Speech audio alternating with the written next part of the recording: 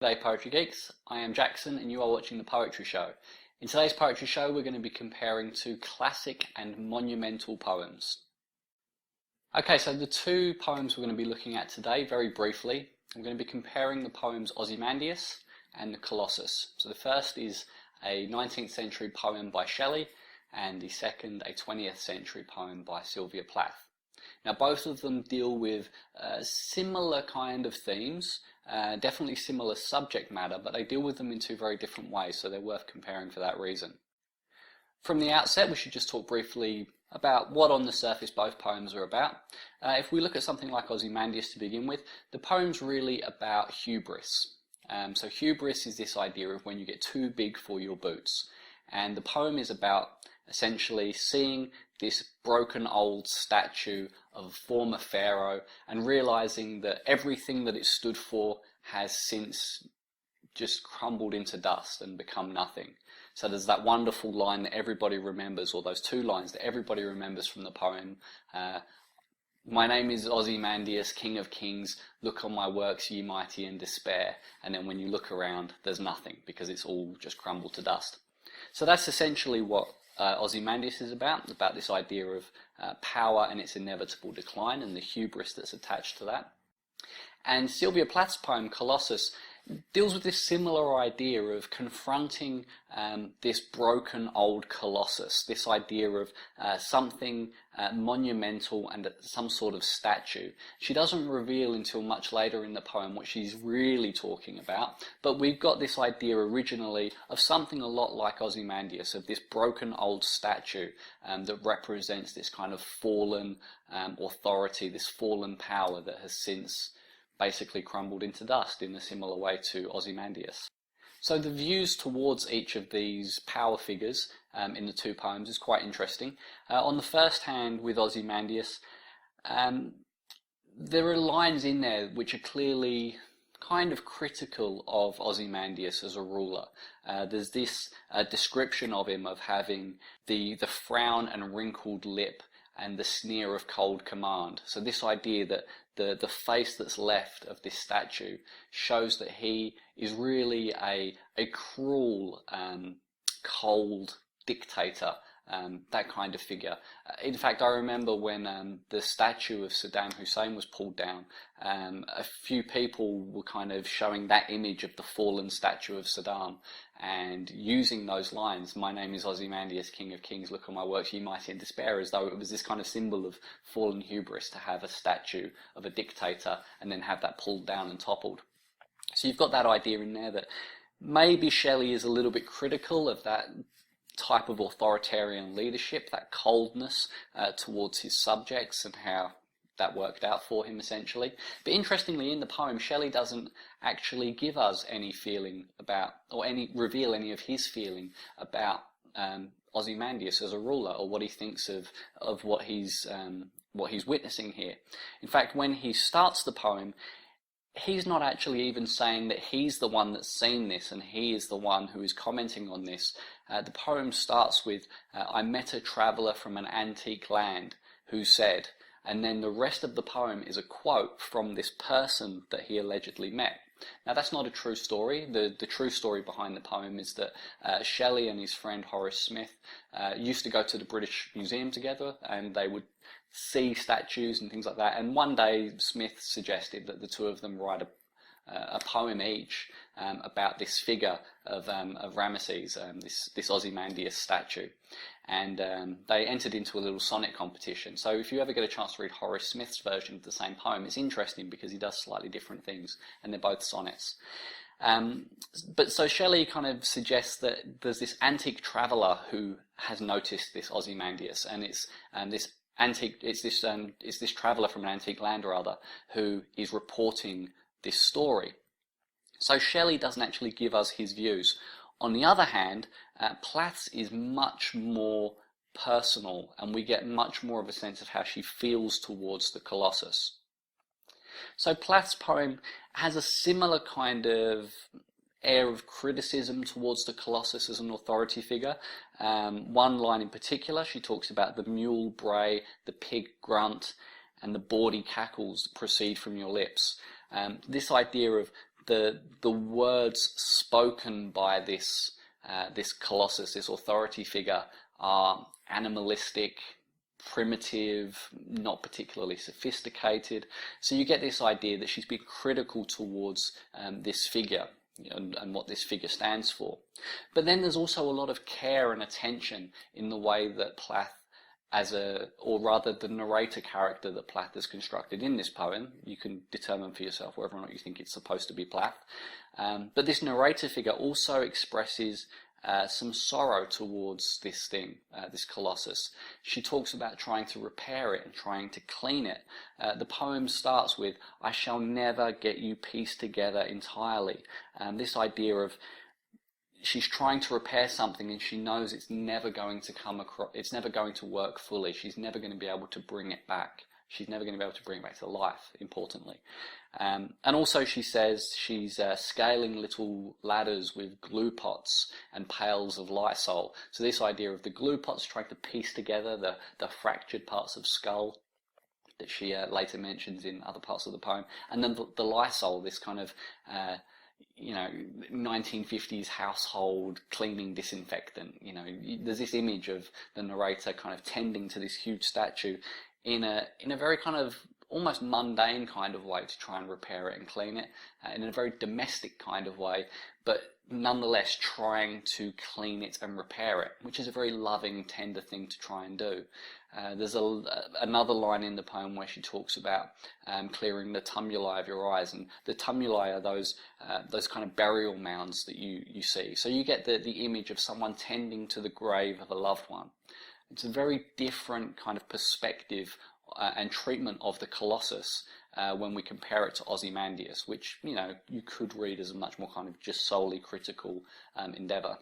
There's also this idea in the Colossus that Plath, or Plath's narrator, looks towards the Colossus still for some element of protection and some element of comfort. So there's the couple of lines where she says, "Nights I squat in the cornucopia of your left ear, out of the wind." So this idea that just within the ear of the Colossus, because this Colossus is huge, obviously, she can nestle into that for comfort and protection in the night, and that will protect her. So there's this idea that she still kind of needs the Colossus a little bit for her own survival and her own comfort. So you can see there are two very different takes on the subject matter of this kind of colossal authority figure.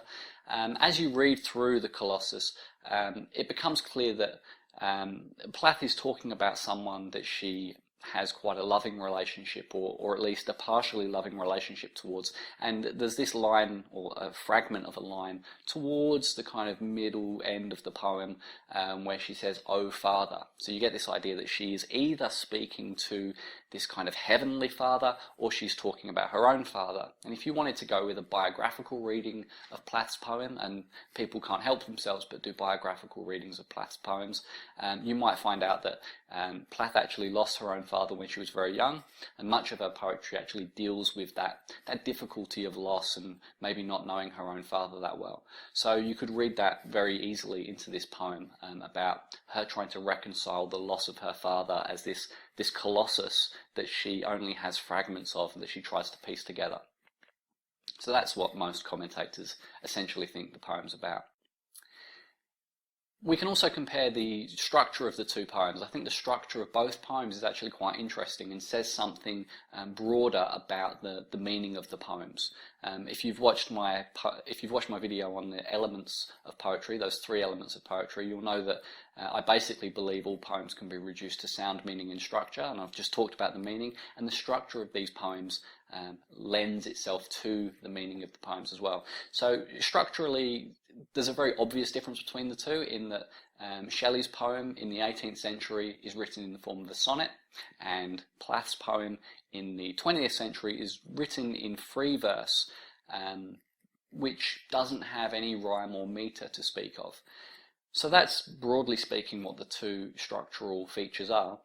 It's interesting, you might be tempted to think that Shelley chose to write a sonnet because he's an old poet, he's writing in the 19th century, and didn't everybody write sonnets in the 19th century. And to some degree that might be true, but even when we're looking at sonnets in the 19th century, they're an old art form. Sonnets had been around since the 13th century. We had there was a Sicilian school of poets that kind of created the sonnet form that we still kind of know today, and you have Petrarchan sonnets, which again kind of belong to that Italian school, and these are hundreds of years older than Shelley. And in fact you also have Shakespeare writing basically all of the poetry that Shakespeare wrote, more or less, was in sonnet form. He wrote over 100 sonnets, and that was in the 16th century. So in the 19th century, when Shelley is when Shelley is writing a sonnet, he's not just ages and ages ago they wrote really old poems. He's actually writing a poem that for him is ages and ages old. So he's using this very kind of archaic, almost kind of monumental structure, a very historical poetic form, in order to explore this idea of history. And of course he's also doing it because his friend Horace Smith said, let's write some sonnets. So that's the other reason. But I think it's interesting as a form. It's quite an old form, and it deals with this idea of antiquity. So it's an interesting choice. But the thing that really impresses me about this poem is there's actually very few sentences in Ozymandias, because the third sentence spans 9 lines. Now, I just want you to think about that in the context of a sonnet for a moment, because a sonnet is only 14 lines long, and that means that the vast majority of this poem is actually made up and carried by a single very, very long, very complex, compound sentence that the whole poem hinges upon.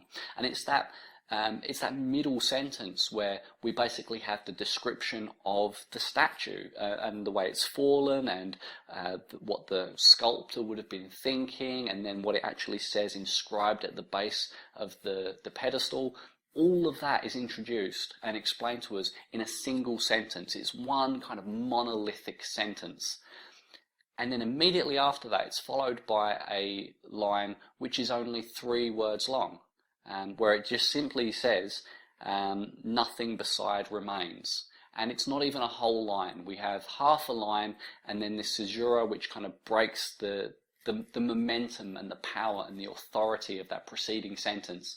Just gets completely undercut with this nothing beside remains.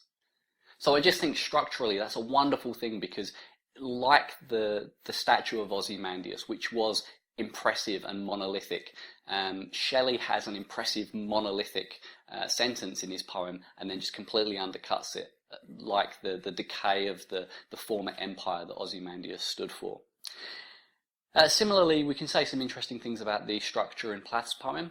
It is free verse, so there is no formal rhyme or meter to it, but it's also actually very carefully ordered. It's a poem that's made up of 5-line stanzas, and it sticks to that. So you have this idea on the one hand that by not having any rhyme or meter, and by having this kind of free verse approach, Plath is kind of rejecting all of the old authority and all of the old structures and all of the old order that kind of belongs to the history of poetry. It's almost like a rejection of kind of control structures and patriarchy, and it's a way of kind of doing away with the old so she can represent something new. And yet she imposes her own structure onto it. She imposes her own order, as if to kind of suggest maybe that there is some element of still needing that structure and that order to remain. So it kind of holds in tension this idea of being historical and pithy, like the Roman Forum, this idea of something that used to be ordered but has now collapsed. But also she still retains some of that, because like seeking shelter in the cornucopia of the left ear, she still needs to hang on to some of that stuff. And that's not a criticism, I think that's a tension that the poem plays with. On the one hand, she is critical of the Colossus and rejects what the Colossus stood for, and on the other hand, she's very loving towards the Colossus and needs the Colossus. And I don't think that's something that should be read simplistically. I think that's a tension that you need to kind of appreciate in the poem. So anyway, I think I've waffled on enough about those poems. It's interesting, both poems begin with the word I, and yet both poems are not really about the self. I don't really know what to make of that. I just think it's particularly interesting in Shelley's case, where he's reporting the words of another person, and yet it begins with I. So he injects himself into this poem, even though he's really not present in it. And with Plath, you know, her relationship to this dead thing, this Colossus, is very personal and very interesting, but it's really about the Colossus more than it's about her. We get her feeling and her response to it, but we don't really learn much about her, which is an interesting thing, considering that most people want to give a biographical reading of most of Plath's work. Anyway, thanks for watching. That's me waffling on about two poems that I really love, and I hope to see you next time. If you've liked this analysis, you can stick around for more analysis if you subscribe to the channel. There's some really old stuff about Prufrock and Andrew Marvell and Ted Hughes and W.H. Auden. If you want those, you can check out the other stuff, or you can stick around for some of the new stuff. Or if you're really interested in how you can write your own impressive poetry, or you just want to learn some more of the technical vocabulary and the mechanics of poetry for your own analysis, then also subscribe, because every Saturday there will be videos on that theme as well. So thanks for watching, and I'll catch you next time.